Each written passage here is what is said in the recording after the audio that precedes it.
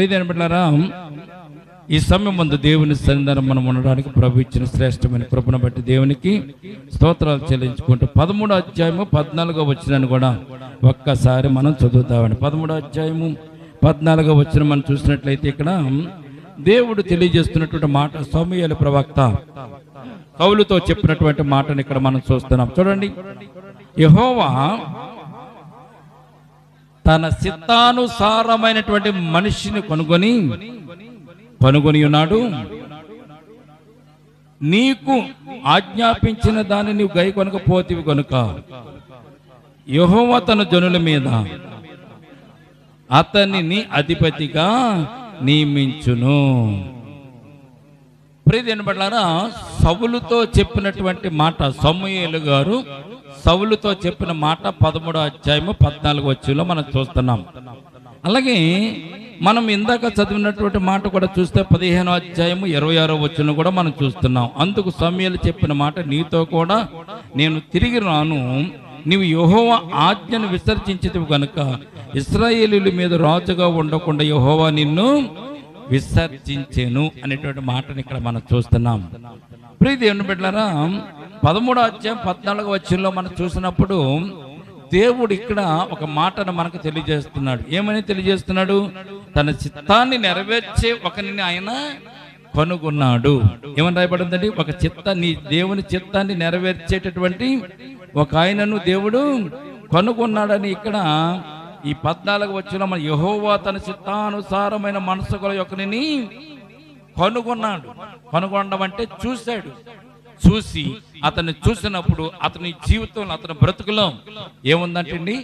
దేవుని చిత్తాన్ని నెరవేర్చువాడు అనేటువంటి హృదయము, మనసు దేవునికి కనపడినట్లుగా పరిశుద్ధ గ్రంథంలో ఇక్కడ మనం చూడగలుగుతున్నాం. ఈ మాట ఎవరిని గురించి దేవుడు అన్నారు అన్నది మనము 17వ అధ్యాయంలో మనం చూడగలుగుతాం. దేవుని యొక్క ఉద్దేశాలు, దేవుని యొక్క తలంపులు, దేవుని యొక్క ఆలోచనలు చాలా శ్రేష్టమైనవి. మానవుల తలంపులు, మానవుల ఆలోచనలాగా దేవుని ఆలోచనలు ఉండవనే విషయాన్ని జ్ఞాపకం చేసుకోవాలి. ప్రియమైన బిడ్డలారా, దేవుడు మనిషిలోని ఉద్దేశాలను ఎలా కనిపెడతాడు? దేవుడు మనిషిలోని ఉద్దేశాలను ఎలా కనిపెడతాడు? మనల్ని ఎవరు చూసినా ఒకే రకంగా ఉంటాం. మనం అలాగే ఉంటామమ్మా. మనల్ని ఎవరు చూసినా ఒకే రకంగా కనపడతా ఉంటాం. మన మనసులో ఉన్నది వారికి తెలియనప్పుడు మనం మంచిగా ఉన్నట్టు కనబడుతుంది. మనం చేస్తున్న శ్రేష్టలు కానీ, మాట్లాడుతున్న మాటలు కానీ, తలంపులు కానీ, చూపులు కానీ, ఇవన్నీ ఎదుటి మనిషి గ్రహించడానికి అవకాశము లేదు. ఇప్పుడు ఇక్కడ మీరు కూర్చున్న వారి యొక్క హృదయాలలో, మనసులో ఏముందో మాకు తెలియదు, కానీ దేవునికి తెలుసు. దేవునికి ఏం తెలుసు? మానవుని యొక్క హృదయంలో ఉన్నటువంటి తలంపులన్నీ కూడా దేవునికి తెలుసు అనేటువంటి విషయాన్ని మొట్టమొదటిగా మనం జ్ఞాపకం చేసుకోవాలి. దేవుడు మనుషులోని ఉద్దేశాలను ఎలా కనిపెడతాడంటే, వారిలోని ఉద్దేశాలు ఎలాగ చూస్తాడు? దేవుడు హృదయమును చూసి, హృదయముల తలంపులు చూసి, హృదయముల ఆలోచనలు చూసి దేవుడు మనిషిని గుర్తిస్తూ ఉంటాడు. చూడడానికి అందరూ ఒకేలాగా ఉంటారండి. ఒక పెద్ద మీటింగ్ పెట్టినప్పుడు కొన్ని వేల మంది అక్కడ జనాభా వచ్చినప్పుడు వారిని మనం చూసినప్పుడు వారిలో ఉన్నటువంటి ఉద్దేశాలు, తలంపులు మనకేమీ అర్థం కాదు. అర్థమవుతుంది అంటారా? అర్థం కాదు. కానీ అన్ని లక్షల మంది జనాభా ఉన్నటువంటి వారిలో కూడా దేవుడు ఒక్కొక్కరిని పరీక్షించి వారిలో ఉన్నటువంటి తలంపులను, ఉద్దేశాలను దేవుడు చూడగలడు, కనుగొనగలడు అనే విషయాన్ని మొట్టమొదటిగా మనం జ్ఞాపకం చేసుకోవాలి. అందుకే మనిషి చేస్తున్నటువంటి పనులు కానీ, క్రియలు కానీ, నాటకాలు కానీ, మానవుడు నాటకాలు మనిషి. ఒక మాటలో చెప్పాలంటే మనుషుడు నాటకాలు అంటే మనిషి. ఎలాగ నాటకాలు ఆడతాడు? పనిచేసి ఒక యజమాని దగ్గర పనిచేసేవాళ్ళు ఉన్నారనుకోండి, యజమానుడు లేనప్పుడు ఒక రకంగా పనిచేస్తాడు, యజమానుడు ఉన్నప్పుడు ఒక రకంగా పనిచేస్తాడు. యజమానుడు చూడనప్పుడు చూడడం లేదులే అని చెప్పి అశ్రద్ధగా పనిచేసే వాళ్ళు చాలా మంది ఉంటారు. యజమానుడు ఉన్నప్పుడు చూస్తే మనల్ని తిడతాడు కానీ మనకు జీతం ఇవ్వడు కదా అని బట్టి ఆలోచన చేసి సరిగా పనిచేసే వాళ్ళు కూడా భూమి మీద చాలా మంది ఉన్నారు. మనం కూడా అంతే. దేవుని సన్నిధానంలో ఒక రకంగా ఉంటాం, దేవుని సన్నిధానం నుంచి బయటికి వెళ్ళిన తర్వాత మనము ఒక రకంగా ఉంటాం. మానవుడు నాటకాలు వేసేటువంటి మనిషి, నాటకాలు ఆడేటువంటి వ్యక్తి. ఆ నాటకాలు ఎలాగ ఆడుతున్నారు ఏంటన్నది దేవునికి తెలుసు కనుక దేవుడు మనలను హెచ్చరిస్తున్నాడు. ఎలా హెచ్చరిస్తున్నాడు? ఇక్కడ దావీదును కొనుగొనడానికి దేవుడు చెప్పినటువంటి మొట్టమొదటి శ్రేష్టమైన విషయం ఏంటంటే, నా చిత్తమును నెరవేర్చువాని ఒకడు నేను కనుగొన్నాను. ఎవరు కనుగొన్నది? ఎవరిని కనుగొన్నాడంటే దేవుడు దావీదును తన చిత్తమును నెరవేర్చేవాడుగా దావీదును దేవుడు కనుగొన్నట్టుగా పరిశుద్ధ గ్రంథంలో మనం చూడగలుగుతున్న దేవునికి స్తోత్రం కలుగును గాక. యథార్థమైనటువంటి జీవితాన్ని చూడగలిగిన వాడు దేవుడు ఒక్కనే. మానవులను మనము మన కుటుంబీకుల విషయంలో కానీ, పిల్లల విషయంలో కానీ, భర్త విషయంలో కానీ, భార్య విషయంలో కానీ, బంధువుల విషయంలో కానీ, స్నేహితుల విషయంలో కానీ, అన్నదమ్ముల విషయంలో కానీ వారి ఉద్దేశాలు మనకు తెలియదు. ఒక్కొక్కసారి బాగుని ఉంటారు, ఒక్కొక్కసారి మన మీద వారు తిరగబడుతూ ఉంటారు, మనకు తెలియదు. కానీ దేవునికి తెలుసు. ఉద్దేశాలను చూడగలిగిన వాడు ఒకే ఒక ఆయన ఉన్నాడు, ఆయన యేసుక్రీస్తు ప్రభువుని సత్యాన్ని పరిశుద్ధ గ్రంథం మనకు తెలియజేయబడుతుంది. 17వ అధ్యాయంలో మొదటి వచనం ఒక్కసారి మనము జ్ఞాపకం చేసుకోగలిగితే, 17వ అధ్యాయంలో మొదటి వచనం చూడండి ఒకసారి. 16వ అధ్యాయం మొదటి వచనం చదవండి. అంతటి యెహోవా సమూయేలుతో ఇలాగ సెలవిచ్చెను, ఇశ్రాయేలీయుల మీద రాజుగా ఉండకుండా నేను విసర్జించిన సౌలును గూర్చి నువ్వెంతకాలము దుఃఖింతువు? నీ కొమ్మును తైలముతో నింపుకొమ్ము. బెత్లెహేముడైనటువంటి యెష్షయి కుమారులలో నిన్ను పంపుచున్నాను. అతని కుమారులలో ఒకరిని నేను రాజుగా నియమించుదును. దేవునికి స్తోత్రం కలుగును గాక. దేవుడు అంటున్నాడు, నేను విసర్జించినటువంటి సౌలును గురించి ఎంతకాలం నువ్వు దుఃఖిస్తావు? సమూయేలు దుఃఖిస్తున్నాడు. ఎందుకు దుఃఖపడుతున్నాడు తెలుసా? ఇశ్రాయేలీయులకు మొట్టమొదటి రాజు అయినటువంటి సౌలు దేవుని మాట వినకుండా, దేవుని మాటను పెడని చెప్పి, దేవుని ఉద్దేశాలు నెరవేర్చకుండా దేవునికి బాధ కలిగించిన వాడుగా పరిశుద్ధ గ్రంథంలో మనం చూస్తున్నాం. అందుకే 26వ వచనం 15 అధ్యాయం 20వ వచనం చూస్తాం. అందుకు సమూయేలు, నీతో కూడా నేను తిరిగి రాను, నీవు యెహోవా ఆజ్ఞను విసర్జించితివి కనుక. అంటే దేవుని ఆజ్ఞను విసర్జిస్తే దేవుడు వాడిని తీసివేస్తాడు, ఆ రాజ్యం నుంచి తీసివేస్తాడు, పనిలో నుంచి తీసివేస్తాడు, దేవుని ఉద్దేశాల నుంచి తీసివేస్తాడు, దేవుని జీవగ్రంథం నుండి అతని పేరును తొలగిస్తాడు అనేటువంటి సత్యాన్ని ఈ వాక్యం మనకు తెలియజేస్తుంది. ప్రియమైన బిడ్డలారా, అందుకు దేవుడు ఒకరిని కొనుక్కున్నాడంట. దేవుని చిత్తాన్ని నెరవేర్చే వారిని ఒక ఆయన కొనుక్కున్నాడంట, ఏ తండ్రి అయిన దేవుడు. ఎవరు అతను? దావీదు అనేటువంటి విషయాన్ని మనం జ్ఞాపకం చేసుకోవాలి. ప్రియమైన బిడ్డలారా, దావీదు గురించి దేవుడు ఎంతో ప్రణాళిక కలిగి ఉన్నాడు. ప్రణాళిక. దేవుడు దావీదును రాజుగా ఏర్పాటు చేసుకోవడానికి ఒక ప్రణాళిక కలిగి ఉన్నాడు. ప్రణాళిక అంటే అర్థం ఏంటో తెలుసండి? ఒక ఇల్లు కట్టాలనుకోండి, ఒక ప్రణాళిక ఏర్పాటు చేసుకుంటాం. పునాదులు కానించి, గోడలు కానించి, స్లాబ్ కానించి, ఎలాగ గుమ్మాలు పెట్టుకోవాలి, ఎలాగ కిటికీలు పెట్టుకోవాలో అన్నటువంటి విషయాలన్నీ కూడా ఒక ప్రణాళికాబద్ధంగా మనము దాన్ని చేసుకుంటూ వెళ్తే ఆ ఇల్లు సౌందర్యంగా, సుందరంగా ఉంటుంది. ప్రియమైన దేవుని కూడా ఒక ప్రణాళిక ఉంది. మానవులైన మనల్ని ఏర్పాటు చేసుకోవడానికి, నిన్ను నన్ను ఏర్పాటు చేసుకోవడానికి దేవునికి ఒక ప్రణాళిక ఉంది. మిమ్మల్ని మనుషులు ఏర్పాటు చేసుకోలేదు. ఆ విషయాన్ని గమనించండి.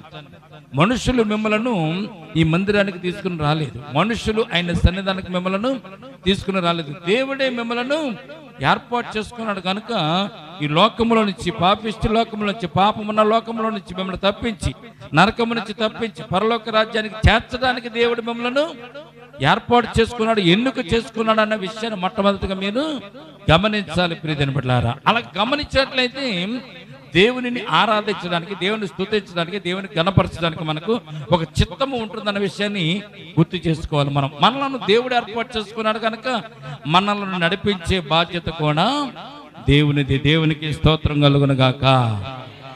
దేవుడు మనలను ఏర్పాటు చేసుకున్నాడు కనుక దేవుడు మనలను నడిపిస్తాడు. పిల్లలను కన్న తర్వాత వాళ్ళని పెంచి పెద్ద చేసే బాధ్యత ఎవరిది?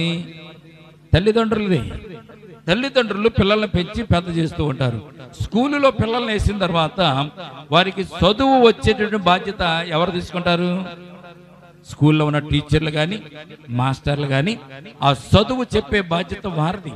తల్లిదండ్రులుగా పెంచే బాధ్యత నీకు ఎంతైతే ఉందో, స్కూల్లో వేసిన తర్వాత స్కూల్లో చదువు చెప్పే బాధ్యత టీచర్లకి ఎంతైతే ఉందో, నిన్ను ఏర్పాటు చేసుకున్నటువంటి దేవుడు, నిన్ను భూమి మీద పుట్టించిన దేవుడు, తన స్వహస్తాలతో నిన్ను నిర్మించిన దేవుడు, నిన్ను కాపాడి భద్రపరిచి నడిపించేటటువంటి బాధ్యత కూడా దేవునిదే. కనుక ఆ విషయాన్ని మొట్టమొదటిగా మనం జ్ఞాపకం చేసుకోవాలి.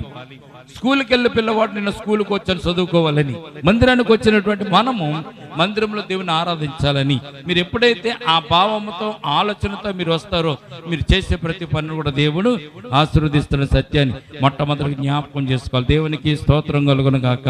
ఈ సందర్భంలో యెష్షై కుమారులలో ఉన్నటువంటి యెష్షైకి 12 మంది కుమారులు ఉన్నారు. 12 మంది కుమారులు 11 మంది చాలా జాగ్రత్తగా రాజు దగ్గర యుద్ధంలో సైన్యంలో చేరారు. చివరి వాడైనటువంటి కడసారు వాడైనటువంటి దావీదు మాత్రం తండ్రి చెప్పిన మాటను నెరవేరుస్తూ తండ్రి చెప్పిన ఆజ్ఞకు లోబడుతూ గొర్రెలను కాయడానికి పొలంలోనికి వెళ్ళినటువంటి వ్యక్తిగా దావీదుని మనం చూడగలుగుతున్నాం. 17వ అధ్యాయంలో 16వ అధ్యాయం అంతా మనం చూస్తే దావీదును దేవుడు ఏర్పాటు చేసుకున్నటువంటి విధానము చాలా శ్రేష్టమైనటువంటి విధానము. దేవుడు యెష్షైకి ఉన్నటువంటి 12 మందిలో 11 మందిని ఏర్పాటు చేసుకోకుండా 12వ వాడేటువంటి దావీదును చిన్నవాడైన దావీదును ఎందుకు ఏర్పాటు చేసుకున్నాడు అనేటువంటి ఆలోచన చేస్తే మనకి చాలా ఆశ్చర్యం వేస్తుంది. ప్రియమైన బిడ్డలారా, మన జీవితంలో కూడా దేవుడు మనల్ని ఏర్పాటు చేసుకున్నాడంటే మనం దేవుని దృష్టిలో మనము ధన్యులము అని చెప్పుకోవాలి. ఇక్కడ 12 మంది ఉన్నటువంటి సంతానమైనటువంటి యెష్షై కుమారుల 12 మంది సంతానానికి మరి చివరి వాడినటువంటి దావీదుని ఏర్పాటు చేసుకోవడానికి దేవుడు అనుసరించినటువంటి ప్రణాళిక ఏంటో ఒక్కసారి మనం జ్ఞాపకం చేసుకుందాం. ప్రియమైన బిడ్డలారా, జ్ఞాపకం చేసుకున్న తర్వాత మనం కొన్ని విషయాలు మనము బైబిల్ గ్రంథం నుంచి మనం చేసుకుందాం. చూడండి, దావీదును దేవుడు ఏమని అంటున్నాడు తెలుసా? మరి 13వ అధ్యాయం 14వ వచనంలో మనం చదివిన రీతిగానే ఏమని చెప్తున్నాడు దావీదు గురించి? దేవుడు యెహోవా తన చిత్తానుసారమైన మనసు గల ఒకరిని కనుగొన్నాడు, నీకు ఆజ్ఞాపించిన దానిని నీవు గైకొనకపోతే కనుక యెహోవా తన జనుల మీద అతనిని అధిపతిగా రాజుగా నియమించడానికి దేవుడు ఏర్పాటు చేసుకున్నాడు. సౌలులో లేనిది దావీదులో ఉన్నది ఏమిటి అని ఒక్కసారి మనం జ్ఞాపకం చేసుకోవాలి. ప్రియమైన బిడ్డలారా, నలుగురు ఉన్నారనుకోండి వ్యక్తులు, నలుగురులో ఇద్దరు ఇష్టం, ఒకళ్ళు ఇష్టమైన వారు ఉంటారు, ముగ్గురు ఇష్టం లేని వారుగా ఉంటారు. ఎందుకు వారి జీవితం ఇష్టంగా లేదంటే వారిని మనం చూసినప్పుడు వారి క్రియలు కానీ వారి మాట కానీ వారి తలంపులు కానీ వారు నడుస్తున్న నడవడికి కానీ బాగోలేనప్పుడు అందరిని మనము ప్రేమించలేం. ఆ నడవడిక బాగుండి, మాట తీరు బాగుండి, పన్నుడతనం బాగుండి, అన్ని విషయాలలో వారు జాగ్రత్తగా నెమ్మదిగా ఉన్న వారిని చూసినప్పుడు మనకి వారిని మనం ప్రేమించాలని ఆశపడు. దేవుడు కూడా కొంతమందిని ప్రేమించి కొంతమందిని తృణీకరించడానికి కారణం ఏంటంటే వారిలో ఉన్నటువంటి నడవడిక, మాటలు, మాట తీరు, వారి ఆలోచనలన్నీ కూడా శ్రేష్టమైనవి కాదు కనుక దేవుడు వారిని కొంతమందిని తృణీకరించాడు. మోషేని ఏర్పాటు చేసుకునేటప్పుడు కూడా దేవుడు అనేక మంది ఆ దేశంలో ఉన్నప్పుడు అనేక మంది పిల్లలు పుట్టి నైల్ నదుల్లో బలిగా అర్పిస్తున్నటువంటి సందర్భంలో మోషేను ఒక్కడే దేవుడు ఏర్పాటు చేసుకోవడానికి కారణం ఏంటో తెలిసింది. మోషే భూమి మీద పుట్టక మునిపే దేవుడు ఒక ప్రణాళికను ఏర్పాటు చేసి నా పిల్లలను, నా ఇశ్రాయేలు జనాంగాన్ని మోషే ద్వారా నేను విడిపించాలి అని ఒక ప్రణాళికను ఏర్పాటు చేసుకున్నట్టుగా పరిశుద్ధ గ్రంథంలో మనం చూడగలుగుతున్నాం. మోషే పుట్టికే ఒక గొప్పదైనటువంటి అదృష్టం చేత మోషే పుట్టాడు. మోషే పుట్టేసరికి ఏముందండి అక్కడ ఆ దేశంలో, ఆ ప్రాంతంలో మగపిల్లవాడు పుడితే చంపేయాలనేటువంటి శాసనం ఉంది. మగపిల్లవాడు పుడితే చంపేయాలనేటువంటి శాసనం ఉన్నప్పుడు మోషే ఎలాగ బ్రతికాడు? మోషేని ఎవరు కాపాడారు అంటే ప్రియమైన బిడ్డలారా, ఎవరైతే సంపాలను ఆలోచన చేస్తున్నారో ఆ సంపాలను ఆలోచన చేస్తున్నటువంటి ఆ కుటుంబంలో నుంచి, ఆ రాజుగారి కుటుంబంలో నుంచి మోషేని పెంచడానికి రాజుగారి యొక్క కుమార్తెను దేవుడు ఏర్పాటు చేసినట్టుగా మనం చూస్తున్నాం. దేవునికి స్తోత్రం కలుగును గాక. ఇది దేవుని ప్రణాళిక, మానవుల యొక్క ప్రణాళిక కాదు. దేవుని ప్రణాళిక ఎంత శ్రేష్టంగా ఉంటుందంటే మనం ఆలోచించలేం. ప్రియమైన మనకు ఆలోచన రాదు. దేవుని ప్రణాళిక, దేవుడు కాపాడాలంటే ఎలాగైనా కాపాడతాడు. దేవుడు కాపాడాలంటే ఎలాగైనా కాపాడతాడు. ఎన్నుకోవాలంటే ఎలాగైనా ఎన్నుకుంటాడు. ఏర్పాటు చేసుకోవాలనుకుంటే ఎలాగైనా ఏర్పాటు చేసుకుంటారు. మరి మనం ఇక్కడ ఒక విషయం జ్ఞాపకం చేసుకుంటే ప్రియమైన బిడ్డలారా, ఏలియా ప్రార్థన చేశాడు. ఏలియా ప్రార్థన చేశాడు కదా. ఏమని ప్రార్థన చేశాడు ఏలియా? వర్షం కురవకుండా ఉండాలని ప్రార్థన చేశాడు. ఎన్ని సంవత్సరాలు? 3.5 సంవత్సరాలు వర్షం కురవకుండా ఉండాలని ప్రార్థన చేశాడు. ప్రార్థన చేస్తే ఏలియా ఉన్న ప్రాంతం కూడా కరువుతో వస్తుంది కదా, కరువుతో నిండిపోతుంది కదా. అటువంటి విషయం ఏలియాకి తెలియకపోయినా దేవుడికి తెలిసినా కానీ ప్రియమైన బిడ్డలారా, ఏలియా ప్రార్థించినప్పుడు ప్రార్థించమన్నది దేవుడే. ప్రార్థించిన తర్వాత 3.5 సంవత్సరాలు వర్షం కురవకుండా ఆపేసిన తర్వాత ఆ దేశం అంతా కూడా కరువు కాలం వచ్చినప్పుడు మరి ఏలియాను పోషించవలసిన బాధ్యత ఎవరిది? దేవుడిది. దేవుడు చెప్పాడు ప్రార్థించమని. ఏలియా ప్రార్థించాడు. ఏలియా ప్రార్థిస్తే 3.5 సంవత్సరాలు వర్షం కురవకుండా ఆగిపోయింది. మరి ఏలియాని ఎవరు బ్రతికిస్తారు? ఏలియాకు భోజనం ఎక్కడి నుంచి వస్తుంది? ఏలియాకు ఆహారం ఎక్కడి నుంచి వస్తుంది? ఏలియా త్రాగడానికి నీరు ఎక్కడి నుంచి వస్తుంది? దేవుడు ఒక ప్రణాళిక చేసినప్పుడు ఆ ప్రణాళికను నెరవేర్చడానికి దేవుడు అన్ని విధాలుగా అతడు తన సంకల్పాన్ని దేవుడు ఏర్పాటు చేస్తూ ఉంటాడు. దేవునికి స్తోత్రం కలుగును గాక. మీరు చాలా మంది పనులకు వెళ్ళే వాళ్ళు ఉన్నారు, ఇందులో పని పాటలకు వెళ్ళే వాళ్ళు ఉన్నారు కదా. మీరు పని పాటలకు వెళ్ళేటప్పుడు ఊరకని వెళ్ళి ఏరకని వచ్చేస్తూ ఉంటారా? మీరు అక్కడికి వెళ్ళి ఏం పని చేయాలో మీరు ఆలోచన చేసుకుని వెళ్తూ ఉంటారు కదా. వంట చేసేవాళ్ళు వంట విషయంలోనూ, ఇల్లు కట్టేవాళ్ళు ఇంటి విషయంలోనూ, పనులు చేసుకుని ఇంటికాడ చదువుకునే వాళ్ళు చదువుకునే విషయంలోనూ వారు ఒక ప్రణాళికను కలిగి ఉంటారు. ఊరకని వెళ్ళి ఊరకనే రాము.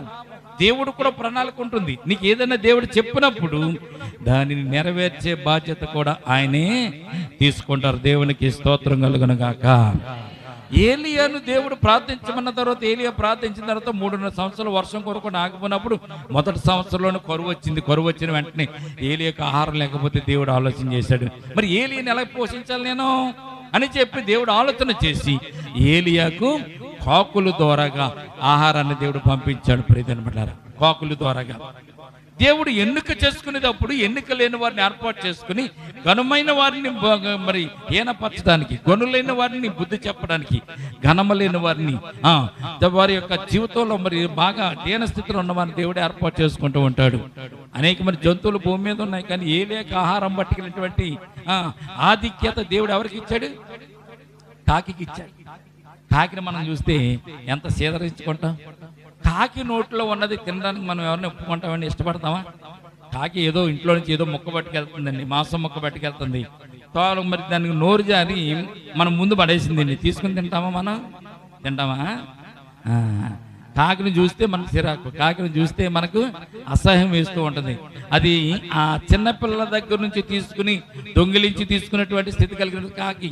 కాకి అయితే మనం గౌరవించం, కాకిని మనం పూజించం. కానీ దేవుడు ఆ కాకిని ఏర్పాటు చేసి ఆ కాకి ద్వారా కానీ దేవుడు ఏలియాకి ఆహారాన్ని పంపించాడు. దేవుని కార్యములు ఎంత అద్భుతంగా ఉంటుంది తెలుసా?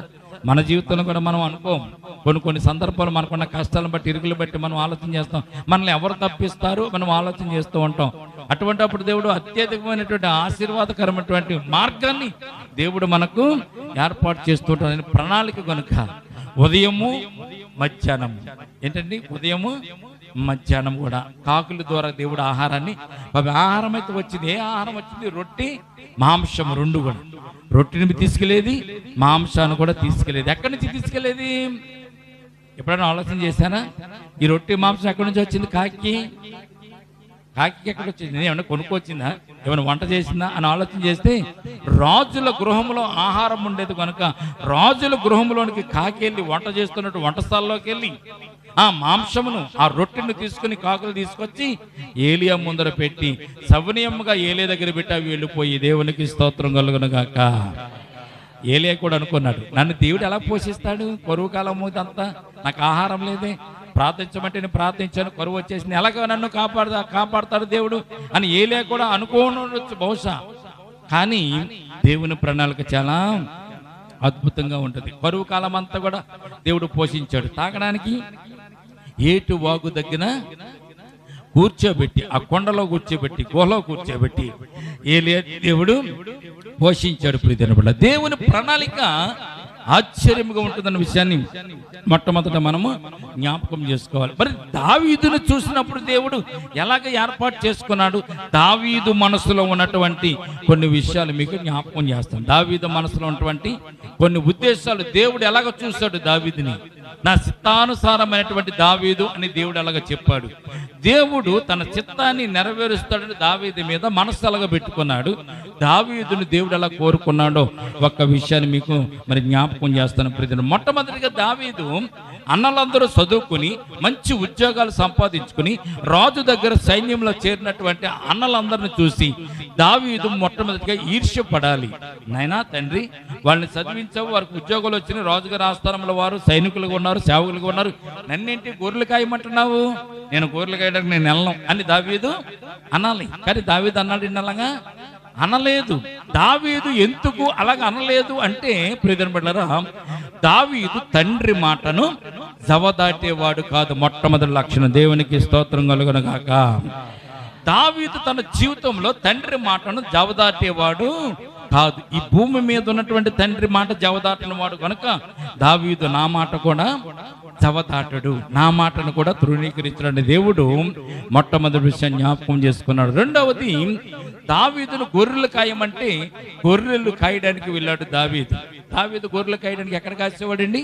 పొలాల్లోకి వెళ్ళి, ఇంటికంటే దూరంగా వెళ్ళి, ఇంటికి దూరంగా, ఊరికి దూరంగా పొలాల్లో తన గొర్రెలను మేపడానికి వెళ్ళేటటువంటి వాడు దావీదు. ఆ గొర్రెలు మేపడానికి వెళ్ళినప్పుడు అక్కడ ఇల్లు వాకలు ఏమి ఉండదండి. చెట్ల కింద పుట్ల కింద కూర్చుని ఆ గొర్రెలు మేత మేసేంత వరకు ఉండి ఆ గొర్రెలను మరలా ఇంటుకుని తోలుకుని వచ్చేవాడు దావీదు. దేవునికి స్తోత్రం కలుగును గాక. దావీదు అలాగ గొర్రెలు కాస్తున్నప్పుడు ఏం చేసేవాడు? గొర్రెలను కాసేటప్పుడు ఏం చేస్తారండి? ఒక చెట్టు కింద కూర్చుని నిద్రపోవడమో, సెల్ ఫోన్ చూసుకుంటామో, ఆ రోజుల్లో సెల్ ఫోన్ లేకపోతే ఇంకోటి ఏదో చూసుకుంటామో, కాలక్షేపం చేయడమో ఏదో ఒకటి చేస్తూ ఉంటారు. ఎవరైనా చేసే పని అదే. గొర్రెలు కాసేటప్పుడు దావీదు చేస్తున్న పని ఏంటో తెలిసింది. ఆయనకు ఖాళీగా ఉన్నటువంటి సమయంలో సితారా తీసుకుని, తంబూరా తీసుకుని, వీణ తీసుకుని దావీదు దేవుని పాటలను అక్కడ గొర్రెల మధ్యలో పాడేటటువంటి వాడుగా దేవుడు చూస్తాడు. దేవునికి స్తోత్రం కలుగును గాక. దావీదు దేవుని స్తుతించేవాడు, దావీదు దేవుని గణపరిచేవాడు. గొర్రెలని ఏం చేస్తా? గొర్రెలకు వినిపిస్తే ఏమైనా పడితే మనుషులు చెప్తే బాగుంటుంది, కానీ గొర్రెల మధ్య నేను సంగీతం వినిపించడం ఏంటంటే దావీదు అనుకోలేదు. తనకున్నటువంటి ఖాళీ సమయంలో, తనకున్నటువంటి విశ్రాంతి సమయంలో దేవుని ఆరాధిస్తూ, దేవుని స్తుతిస్తూ, దేవుని కనపరిచేటువంటి విధానాన్ని పరిశుద్ధ గ్రంథంలో మనం చూస్తున్నాం. కామెంటరీలో చదివాను నేను ఒకసారి దావీదు గురించి కామెంటరీలో చదివినప్పుడు దావీదు తంబూరా తీసుకుని, సితారా తీసుకుని, వీణను తీసుకుని దేవుని పాటలు పాడుతూ దేవుని స్తుతిస్తూ ఉంటే గొర్రెలన్నీ కూడా దావీదు చుట్టూ కూర్చుని మేసినటువంటి మేతను నెమ్మర వేసుకుంటూ దావీదు పాడుతున్న పాటలు నవ్వి ఆలకించేవి అనేటువంటి కామెంటరీ చదివాను. దేవునికి స్తోత్రం కలుగును గాక. గొర్రెలు మేత మేస్తాయి. అవి చెట్ల దగ్గరికి వెళ్ళి ఆకులన్నీ కూడా తింటూ నవ్వులుతూ గుండెల కింద చేసుకుని కడుపులో దాచుకుని ఖాళీగా ఉన్న సమయంలో గొర్రెలు వాటిని మరలా నెమర వేసుకుంటూ ఉంటాయి. ఆవులు మీరు ఎప్పుడన్నా చూసారా? ఆవు ఆహారం తిని వెంటనే మనం తిన్నట్టుగానే కడుపులోకి వెళ్ళిపోదు. ఆవు యొక్క మేత ఏం చేస్తుంది? ఆవు తిన్నటువంటి ఆహారాన్ని ఉండల కింద చేసుకుని తినేసిన తర్వాత మరలా ఉండలను నోట్లోకి తెచ్చుకుని నోట్లో నమిలి నెమర వేయడం అంటారు. నెమర వేసి మరలా దానిని ఆహారంగా మింగుతూ ఉంటుంది. ఆవు యొక్క జీర్ణక్రియ వ్యవస్థ అది. గొర్రె కూడా అంతే. తిన్నటువంటి ఆహారాన్ని అంతటి గుండెల కింద కడుపులో పెట్టుకున్న తర్వాత దానిని మరలా నోట్లోకి తెచ్చుకుని నమిలి మింగి దానిని జీర్ణం చేసుకుంటూ ఉంటాయి. గొర్రెలు కూడా నెమర వేసుకునే స్థితి మేకలకి, ఆవులకి దేవుడు కలిగించాడు. మనమైతే ఒకసారి నవిలి మింగేసి లోపలికి పంపుతుంది తప్ప మరలా మన నోట్లోకి రావాలంటే రాదు. ఎప్పుడు వస్తుంది? అత్యవసర పరిస్థితుల్లో, ఏదైనా అన్నవరణ పరిస్థితుల్లో వాంతి రూపంలో మనం బయటకు వస్తుంది. కానీ మనకి అటువంటి నెమర వేసే స్థితి దేవుడు మనకి ఇవ్వలేదు. జ్ఞాపకం చేసుకోండి. దావీదు సితారా తీసుకుని, తంబూరా తీసుకుని, వీణతో మరి దేవుని స్తుతిస్తూ దేవుని పాటలు పాడుతుంటే ఇవన్నీ కూడా దావీదు దగ్గర వింటూ వచ్చేవి. దావీదు ఒక్క నిమిషం కూడా ఖాళీగా ఉండేవాడు కాదు. రెండవది, దావీదు గొర్రెలు కాసే విషయంలో నిద్రపోయేవాడు కాదు. ఎలాగుండేవాడు తెలిసింది? గొర్రెలను ఎవరన్నా ఏదన్నా ఎలుగుబంట్లు కానీ, అలాగే సింహాలు కానీ, తోడేళ్ళు కానీ వచ్చి వాటిని పట్టుకెళ్ళిపోతాయేమని చూస్తూ కంటికి రెప్పలాగా ఆ గొర్రెలన్నింటినీ కూడా దావీదు కాపలా కాసేవాడు. ప్రియదినబడ్డారా, దేవునికి అది బాగా ఇష్టమైంది. దావీదులో దేవుడు చూసినటువంటి 3 విషయాలు. మొట్టమొదటిది, తండ్రి మాట జవదాటిన వాడుగా దావీదును దేవుడు చూశాడు. రెండవది, ఖాళీగా ఉన్న సమయంలో కాలక్షేపం చేయకుండా, నిద్రపోకుండా దేవుని స్తుతించే విషయాన్ని దావీదులో దేవుడు చూశాడు. మూడవది, గొర్రెలను శత్రువుల బారి నుండి, అంటే సింహాల నుంచి, తోడేల నుంచి, మరి ఎలుగుబంట్ల నుంచి కాపాడేటువంటి స్థితిని దేవుడు దావీదులో చూస్తాడు. దేవునికి స్తోత్రం కలుగును గాక. ఇవి చూసినటువంటి దేవుడు ఒక్కటే అనుకున్నాడు, దావీదైతే నా బిడ్డలకు రాజుగా ఉండడానికి సరిపోయినవాడు. దేవునికి స్తోత్రం కలుగును గాక. సరిపోయినవాడు. ఎందుకు సరిపోయినవాడు అంటే గొర్రెలని ఇంత బాగా కాస్తున్నటువంటి దావీదు తనకున్నటువంటి ఖాళీ సమయంలో నిద్రపోకుండా కాలక్షేపం చేయకుండా నన్ను స్తుతిస్తూ నన్ను కనపరుస్తున్నటువంటి దావీదు జీవితంలో నేను కనుక ఏర్పాటు చేసుకుంటే, రాజుగా కనుక నేను చేస్తే రాజ్యంలో చక్కగా పరిపాలిస్తాడంటే ఆలోచన దేవుడు తన చిత్తంలో ఏర్పాటు చేసుకుని రాజును చేయకుండా ముందే, రాజును చేయబోక ముందే దేవుడు సమూయేలు ప్రవక్తతో ఈ 13వ అధ్యాయం 14వ వచనంలో మనం చూస్తున్నాం. నేను ఒక వ్యక్తిని కనుగొన్నాను, అతడు నా చిత్తాన్ని నెరవేర్చేవాడని సమూయేలు ప్రవక్తతో దేవుడు చెప్తున్న విషయాన్ని మనం చూస్తున్నాం. రెండోది, 4వ విషయం ఏంటంటే దావీదులో దేవుడు కనుగొన్నది, ఎండనక వాననక ప్రతిరోజు గొర్రెలను కాయడానికి దావీదు పొలాల్లోకి వెళ్ళేవాడు. ఎండనక వాననక. ప్రియమైన వర్షాకాలంలో ఏ చెట్టు కింద నుంచో తడిసిపోతారు, ఎండాకాలంలో అయితే ఎండిపోతూ ఉంటారు. అటువంటి పరిస్థితుల్లో ఎప్పుడు కూడా ఎదురు తిరిగి తన తండ్రితో, నేను ఈ గొర్రెలను కాయడానికి వెళ్ళను, ఎండలో నేను ఎండిపోతాను, వర్షంలో తడిసిపోతానని తండ్రి మాట చెవతాటని వ్యక్తిగా దావీదును దేవుడు కనుగొన్నట్టుగా పరిశుద్ధ గ్రంథంలో మనం చూడగలుగుతున్న. దేవునికి స్తోత్రం కలుగును గాక. దావీదు అంత రీతిగా దేవునికి ఇష్టమై ఉన్నాడు కనుక దావీదును కూడా దేవుడు అలాగే కాపాడి భద్రపరిచాడు. 17వ అధ్యాయం 34వ వచనం చదువుదాం ఒకసారి. దావీదును కూడా తన చిత్తంలో దేవుడు చూశాడు కనుక దావీదును కూడా ఎలాగ కాపాడుకుంటూ వచ్చాడు. రాజు కాకముందే దేవుడు కాపుదల దావీదు మీద ఉంచాడు. 17వ అధ్యాయం 34వ వచనం చూడండి ఒకసారి. 17వ అధ్యాయం. సౌలుతో ఇట్లా, నేను నీ దోసునైన నేను నా తండ్రి యొక్క గొర్రెలను కాల్చుండగా సింహమును ఎలుగుబంటి వచ్చి మందలో నుండి ఒక గొర్రె పిల్లను ఎత్తుకుని పోచుండగా నేను దానిని తరిమి చంపి దాని తోట నుండి గొర్రెను చాలిడి విడిపించి తన దేవునికి స్తోత్రం కలుగునుగాక. సింహము ఎలుగుబంటు వచ్చి గొర్రెను పట్టుకెళ్ళిపోతుంటే దావీదంట భయపడకుండా, శత్రువుతో భయపడకుండా దావీదు ఏం చేసేవాడంటే ఆ గొర్రె పిల్లను పట్టుకెళ్ళిపోతున్నాడు. సింహము నోట్లో నుంచి దాన్ని విడిపించి ఖాళీ ఒట్టి చేతులతో దాన్ని దవడలను విడిచి దాన్ని నోట్లో ఉన్నటువంటి గొర్రె పిల్లను విడిపించి మరలా మందలో చేసినటువంటి వాడిగా మరి ఇక్కడ బైబిల్ గ్రంథం మనకు తెలియజేస్తుంది. చూడండి, అనేక విషయాలలో దేవుడు దావీదుకు కాపుదలగా ఉన్నాడు. దావీదు కాపుదలగా ఉండడానికి గల కారణం, శ్రేష్టమైన కారణాలు మీకు 2 విషయాలు చెప్తాను. దావీదు దేవుడిని ఎల్లప్పుడూ స్తుతించేవాడు మొట్టమొదటి. రెండవది, తండ్రి మాట జవదాటినవాడు. మూడవది, గొర్రెలను కాయడానికి పొలంలోకి వెళ్ళి ఎండా వాన అనకుండా దేవునితో పాటు అక్కడ గొర్రెలను కాస్తూ దేవుని స్తుతించేటువంటి జీవితాన్ని గడిపినాడు కనుక ప్రియమైన బిడ్డలారా దావీదును దేవుడు కోరుకున్నట్టుగా మనం చూస్తున్నాం. అయితే మానవుని జీవితంలో ఒకరి మీద ఇష్టం కలగడానికి ఏం చేయాలి? మనం ఒక వ్యక్తి మీద మనకి ఇష్టం కలగాలంటే మనం ఏం చేస్తామండి?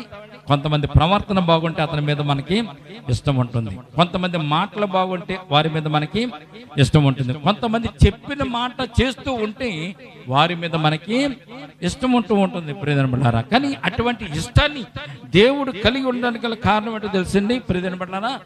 దేవుడు అటువంటి ఇష్టము కలగడానికి దావీదు చేస్తున్నటువంటి శ్రేష్టమైన మంచి పనులు అనే విషయాన్ని మొట్టమొదటిగా మనం జ్ఞాపకం చేసుకోవాలి. కనుక మనం ఈ దినము మనము దేవుడు ఇష్టపడడానికి, దేవుని చిత్తాన్ని నెరవేర్చేవారిని దేవుడు కనుగొనడానికి చూసేది ఏంటంటే హృదయపు యొక్క తలంపులను దేవుడు చూస్తూ ఉంటాడు, హృదయంలో ఆలోచనలు చూస్తూ ఉంటాడు, నువ్వు చేస్తున్న పనులను దేవుడు చూస్తూ ఉంటాడు, నువ్వు చేస్తున్నటువంటి మాటలను క్రియలను దేవుడు చూస్తూ ఉంటాడు. కనుక దావీదులో దేవుడు అటువంటి క్రియలు చూస్తాడు కనుక దావీదును దేవుడు ఏర్పాటు చేసుకున్నాడు కనుక దేవుడు దావీదును అభిషేకించడానికి ఇష్టపడినట్టుగా మనం చూస్తున్నాం. దేవుడు దావీదును ఎలాగ అభిషేకించాడో 3 మాటలు మనం జ్ఞాపకం చేసుకుని మనం ప్రార్థన చేసుకుందాం. 16వ అధ్యాయాన్ని మనం జ్ఞాపకం చేసుకుందామని.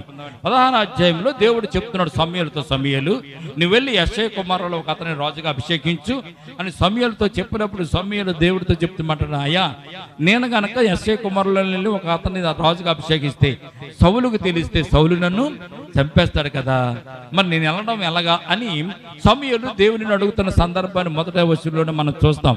ఆ దేవుడు చెప్పినటువంటి మాటను చేయడానికి సమూయేలు ఇష్టమున్నా కానీ సౌలుకు భయపడినట్టుగా మనం చూస్తున్నాం ప్రియమైన బిడ్డలారా. అయితే ఇక్కడ సమూయేలుతో దేవుడు చెప్పిన మాట ఏంటంటే, నీవు మామూలుగా వెళ్ళి రాజుగా అభిషేకించొద్దు, ఒక గొర్రెను తీసుకుని వెళ్ళి ఒక జంతువుని తీసుకువెళ్ళి నేను బలి అర్పించడానికి వచ్చానని చెప్పి దావీదు కుమారులందరినీ ఏర్పాటు చేసి వారిని నీ దగ్గరికి రప్పించుకుంటే నేను రాజుగా ఎవరినైతే అభిషేకించాలనుకుంటున్నానో వారిని నీవు అభిషేకించని సమూయేలుకు ఒక ఆలోచన దేవుడే చెప్పినట్టుగా ఇక్కడ మనం చూస్తున్నాం. చూడండి, చదువుదాం ఒకసారి. సమూయేలు, నేను ఎట్లు వెళ్ళుదును, నేను వెళ్ళిన సంగతి సౌలు విని ఎడల నన్ను చంపననగా యెహోవా ఒక పెయ్యను తీసుకుని వెళ్ళి బలి పశువును వధించుటకు వచ్చిందని చెప్పి యెష్షయిని బలి అర్పణకు పిలువము, చేయవలసిందని తెలియజేస్తానని చెప్పాడు. నీ ఎవరి పేరును నేను నీకు చెప్పుదునో సెలవీగా 7వ వచనం చదువుదండి. అయితే యెహోవా సమూయేలుతో ఇలాగ సెలవిచ్చెను. మొట్టమొదటి వాడు రూబేను దగ్గరికి వచ్చినప్పుడు, రూబేను సమూయేలు చూసినప్పుడు సమూయేలు చెప్తున్న మాట, ఇతనే రాజుగా అవ్వాల్సిన వాడు అన్నప్పుడు దేవుడు సమూయేలుతో ఒక మాట చెప్తున్నాడు. అయితే యెహోవా సమూయేలుతో ఇలాగ సెలవిచ్చెను, అతని రూపమును అతని ఎత్తును లక్ష్య పెట్టకము, మనుషులు లక్ష్య పెట్టి వాటిని యెహోవా లక్ష్య పెట్టడు, నేను అతనిని త్రోసివేసేదను అని చెప్పాడు. 10వ వచనం చూద్దామండి. సమూయేలు ఎదుటికి పిలవగా సమూయేలు వీరిని కోరుకొనలేదని చెప్పి, ఈ కుమారులందరూ ఇక్కడ ఉన్నారానని యెష్షయిని అడుగగా అతడు ఇంకనూ కడసారు వాడు ఉన్నాడు, గొర్రెలను కాయచున్నాడని చెప్పాను. అందుకు సమూయేలు, పిలువనంపించుము, అతడు ఇక్కడికి వచ్చే వరకు యెష్షయితో చెప్పగా పిలువనంపించి లోపలకు తోడుకుని వచ్చినట్టుగా మనం చూస్తున్నాం. దేవునికి స్తోత్రం కలుగును గాక. యెష్షయి కుమారులలో 7 సమూయేలు దగ్గరికి వచ్చారు. 8వ వాడు ఎవరు? కడసారు వాడు, గొర్రెలు కోసుకుంటున్న వాడు. ఇంకెవరన్నా ఉన్నారు? యెష్షయి వెళ్ళిన నీ కుమారులు ఇంకెవరన్నా ఉన్నారంటే అప్పుడు యెష్షయి చెప్తున్నాడు, లేదు నీకోడు ఉన్నాడు, కడసారి వాడు ఉన్నాడు. వాడు చిన్నవాడండి, చదువులేదండి, వాడు పొలాలంట గొర్రెలు కాసుకుంటాకు వెళ్తున్నాడు. మీరు వచ్చి అభిషేకించాలంటే వాడు పనికిరాడు రాజుగా అని యెష్షయి మరి సమూయేలుతో చెప్తున్నప్పుడు సమూయేలు అంటున్నాడు, లేదు అతడు వచ్చేంత వరకు మనం ఉందాం. దేవుడు వీరిని ఎవరిని కోరుకోలేదంట. అతడు వచ్చి దాకుండి అతన్ని మనము చూసిన తర్వాత మిగిలిన విషయాలు మాట్లాడదామని చెప్పినట్టుగా మనం చూస్తున్నాం. 12వ వచనం చదువుతామండి. అతడు వారిని పిలిపించి, అతడు దావీదుని పిలిపించి లోపలికి తోడుకుని వచ్చెను. ఆ బాలుడు ఎర్రని వాడును, చక్కని నేత్రములు గలవాడును, చూచుటకు సుందరునై ఉండెను. అతడు గుమ్మములోనికి రాగానే దేవుడు చెప్తున్న మాట, నేను కోరుకున్న వాడిని ఇతడేనని నీవు లేచి అతన్ని అభిషేకించమని యెహోవా సెలవిచ్చిన. దేవునికి స్తోత్రం కలుగును గాక. ఇక్కడ దేవుడు ఏర్పాటు చేసుకునే వారు ఎలాగుంటారంటే అందంగా ఉండరు, సౌందర్యవంతులుగా బలవంతులైన వారు దేవునికి అవసరము లేదు. దేవునికి కలవాల్సింది ఏంటంటే హృదయము శ్రేష్టంగా ఉండాలి, హృదయము మలినముతో లేకుండా ఉండాలి, హృదయము దేవునికి ఇష్టమైనదిగా ఉండాలి. దావీదులో దేవుడు చూసినటువంటి ప్రత్యక్షతలు అవే ప్రియజనబడ్డారా. దావీదు తండ్రి మాట కాదనకుండా గొర్రెలు కాయడానికి వెళ్ళిన వాడు. దావీదు తండ్రి మాటను తృణీకరించిన వాడు కాదు. గొర్రెలు కాయడానికి వెళ్ళినటువంటి దావీదు శ్రేష్టమైనటువంటి సమయాన్ని దేవునికి సమర్పించుకుని దేవుని స్తుతించి ఆరాధించేవాడు. ఒకవేళ గొర్రెలు కాసే విషయంలో సింహాలు కానీ ఎలుగుబట్లు కానీ తోడేలు కానీ వచ్చినప్పుడు వాటి బారు నుంచి దావీదు ఆ గొర్రెలను కాసేటువంటి జ్ఞానము కలిగిన వాడు. మరొకటి దేవునికి ఇష్టమైనటువంటి సంగీతాన్ని వినిపిస్తూ దేవుల్లో గడిపినటువంటి వ్యక్తి దావీదు. కనుక దేవుడు దావీదును ఏర్పాటు చేసుకున్నట్టుగా మనం చూస్తున్నాం. దేవునికి స్తోత్రం కలుగును గాక. ఇది దేవుని యొక్క చిత్తము, దేవుని యొక్క ప్రణాళిక. మన జీవితంలో కూడా దేవుని చిత్తం, దేవుని ప్రణాళిక ఉంది.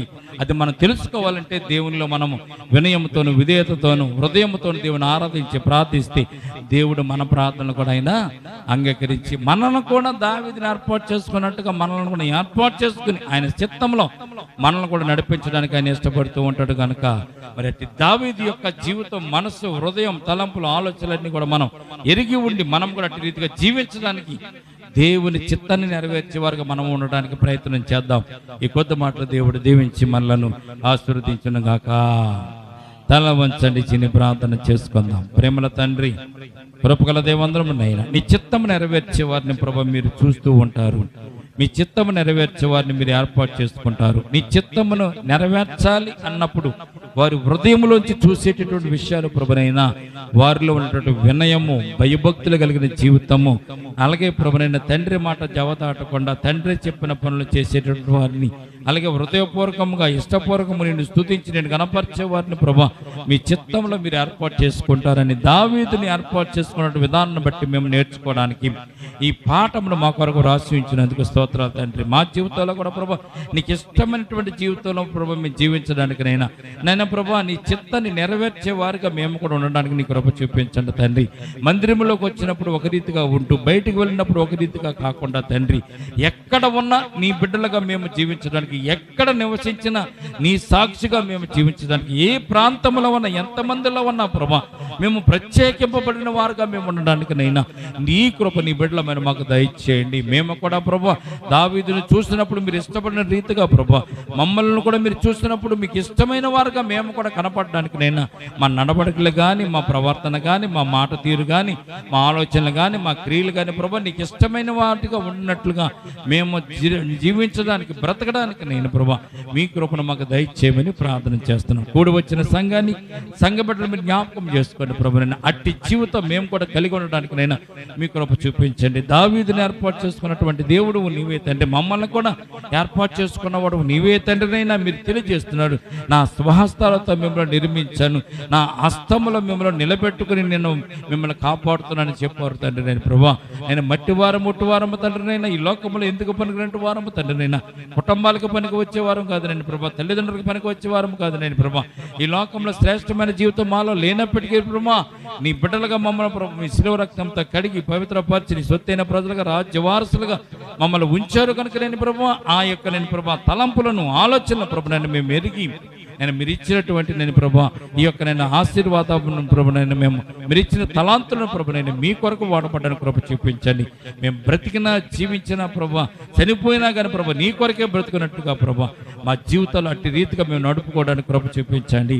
ఈ సమయం అందరూ విన్నటువంటి వాక్యాన్ని బట్టి హృదయాల ఫలింపచేయండి తండ్రి. నీ చిత్తానుసారమైన మనసు మేము కూడా కలిగి జీవించడానికి నేను ప్రభా, నీ చిత్తములో మేము కూడా ఉండడానికి నేను ప్రభా, నీ జీవ గ్రంథంలో మా పేర్లు లిఖింపబడడానికి కూడా ప్రభా అట్టి కృపని సమయం ముందు నీ బిడ్డల మాకు దయచేయండి తండ్రి. కూడి వచ్చిన సంఘాన్ని, సంఘ బిడ్డలు మీరు జ్ఞాపకం చేసుకోండి తండ్రి. ఈ సమయం ముందు ఎవరైతే రాలేకపోయారో వారిని కూడా జ్ఞాపకం చేసుకొని దీవించిన ప్రభా నీ సన్నిధానపు మహిమను, ప్రభావాన్ని, ఆశీర్వాదాలను ప్రభా కూడి వచ్చిన నీ బిడ్డలందరికీ కూడా మీరు దయచేయమని, అలాగే ప్రభా ప్రార్థించమని అడిగినటువంటి వారి కొరకు కూడా మేము ప్రార్థిస్తున్నాం. వారికి ఎటువంటి ఇబ్బందులు, ఇరుకులు ఉన్నాయో ప్రభా ఇరుకుల నుంచి ఇబ్బందులు వారిని తప్పించి వారికి జయమును కలిగించమని, ఆరోగ్యం దయచేయమని ప్రార్థిస్తున్నాం. శ్రేష్టమైనటువంటి మార్గం, సత్యమైన మార్గం, జీవ మార్గం అయిన ప్రభా ఇట్టి మార్గంలో అనేక మంది నడవడానికి, జీవించడానికి నేను ప్రభా వారి బ్రతుకులను సరి చేసుకోవడానికి, సరిదిద్దుకోవడానికి నీ కృప వారికి కూడా దయచేదురుగా. కానీ ఈ సమయం దేవదాసుని నిలబెట్టుకుని నేను ప్రభా నా నోటికి నేను మీరే బోరగా ఉండి మాట్లాడిన ప్రతి మాటను బట్టి నేను ప్రభా మీకు స్తోత్రాలు చెల్లించుకుంటూ ఈ మాటలు ఫలింపచేయమని బిడ్డల జీవితాల్లో ప్రభునైనా నేను ప్రభా పరిశుద్ధాత్మైనటువంటి నీటిని కట్టి నేను ప్రభా ఫలింపచేసి ఆత్మీయ జీవితంలో ముందుకు సాగడానికి నీ బిడ్డలు కూడా ప్రభా నీ చిత్తానుసారమైనటువంటి మనసును కలిగి జీవించిన కృప దయచేయమని చేసిన ప్రార్థన పాదతను చేర్చుకోమని నజరేయుడైన యేసుక్రీస్తు పరిశుద్ధ నామమున ప్రార్థించి మిక్కిలి వినయముతో బ్రతిమలాడి వేడుకొనుచున్నాము తండ్రి. ఆమేన్, ఆమేన్.